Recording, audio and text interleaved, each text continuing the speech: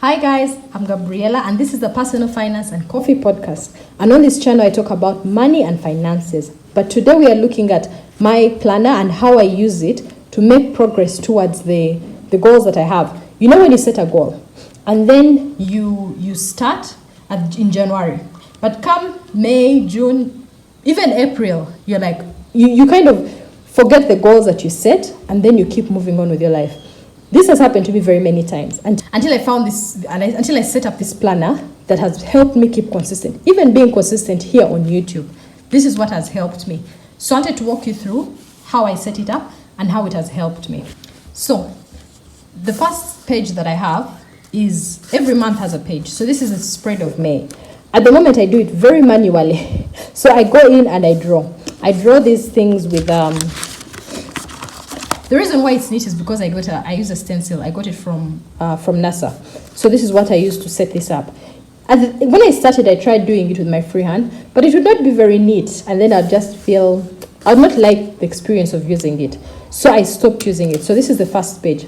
Now, how this helps me is that I'm able to see the month at a full glance. I don't plan from here. I only come here at the end of the month and I write what I did. It's kind of like a memory keeping spread. So I'm able to see how busy I was in a specific month. This is the one for April that I've been capturing. And then here I will put my habit trackers to see the progress that I'm making towards the goals that I've set. I've tried different versions with this one, and at the moment, having it like a progress, like a graph, is what is working for me. So this is the spread. On a day-to-day basis is my daily pages. There's a difference between setting the goal and then taking action. So I would write in my journals, I want to start a YouTube channel and do nothing. I want to start a YouTube channel and I do nothing. When I started using this planner, I have a section for the goal. When I'm tracking the goal, I don't just track, I want to start a YouTube channel. No, I track and I write the measurements, measuring the progress. So at the moment I track the subscribers that I have and I track the watch hours. Then I set the goal I'm trying to attain. So every morning I will come and write how many subscribers do I have and how many watch hours do I have. And then I measure that as a percentage. So I'll give you an example of, I'll use this as an example. So I don't want you guys to see my gratitudes. Anyway, I'll use this as an example. So I write the subscribers, the watch hours, and then the YouTube channel is monetized. And then I have the goal of the goal of losing weight. So I stand on the scale, I write my weight, and then the goal. And then the goal towards buying a car. So I write the progress, and then I write the goal that I want to attain. Now, the reason why this really helps me, it keeps me focused and it reminds me of what I'm working towards. That is how I'm able to keep consistent with the content creation or consistent with any business that I'm working towards, because now I'm working towards having this as a physical product so that I don't have to do it manually. But then I'll also have it on sale in case you're interested and you've been struggling with this as well. I want to have it up for sale. If this is something you're interested, I'm going to have a link in the description for the wait list so that I can have a vague idea of people who are interested in it. And when it does come out, I will be able to send you an email so that you're among the first people to know that it's out. So this is what will help me keep consistent. And then I'm also able to see the progress, because I'm able to see the progress over the months, how close I am getting, or if I've stopped working on it. This shows me that, Gabby, you've not done much to work towards the YouTube. You've not done much to lose weight. You've not done much, to save towards the car or to earn more money. So this is what this section does for me. Now, the gratitude. Gratitude, it's very easy to think about everything that we don't have and everything that is not working well.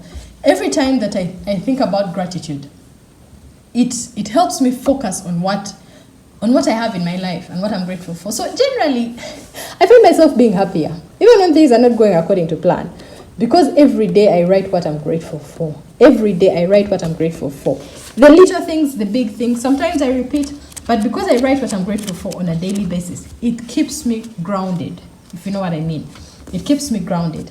This section is where I write the things I want to do. When you sit to work, I would wake up in the morning and I'm like, oh, what do I do today? Do I script a video? Do I record a video? It would be vague like that, you know? And that is, of course, alongside the day-to-day things at the office, not necessarily only content. But even at office, if my boss tells me, oh, you need to do this, I have a place to write the things I want to do. Then I'm able to see, okay, Gabby, out of the things you said you would do, have you done them? Here, I ticked everything. And then there are days when I've not done them, you know, things like that. So it kind of keeps me focused on a day-to-day basis, because sometimes you just get distracted, or you have low energy. It's one of those moods, and you're like, no, I don't feel like, so you just end up not doing much. So this section really does help me with that. This side is like general. Sometimes I write notes, like if there are things I want to do in the future. Someone says, oh, we should do this, I do that, you know. I put the future things on this side. So I have one notebook for every quarter. This is Q2. So I have one for Q1, Q2, like that, all the quarters. So this one goes from April all the way to June.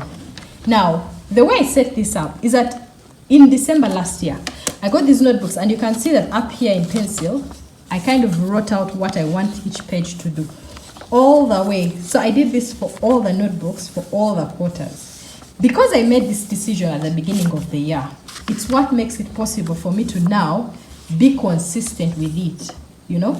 Because sometimes it's tempting when life gets busy. I'm sure if I had not done this, with all the things that have come up recently in my life, there are things I would not have been consistent with this, let me be honest. But because it's already set up, I don't have to think, I don't have to stress, I just come and, you know, I just come and fill it in.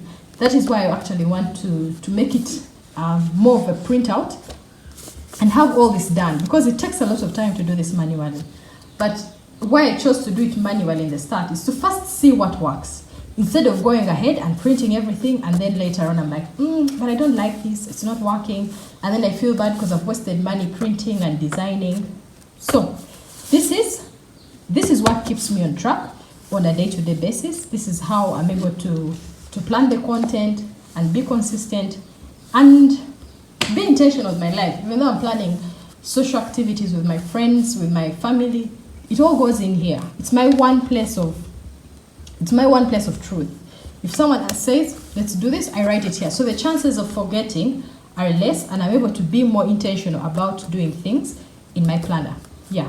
So once again, if you'd be interested in having one of these for 2026, I'm going to have a link for the waitlist so that I can have an idea of people who are interested in it. At the time of making it, I can then send out an email so that you're the first to know. Yeah. If you find this interesting, please like, please subscribe, and I'll see you in the next one. Bye, guys.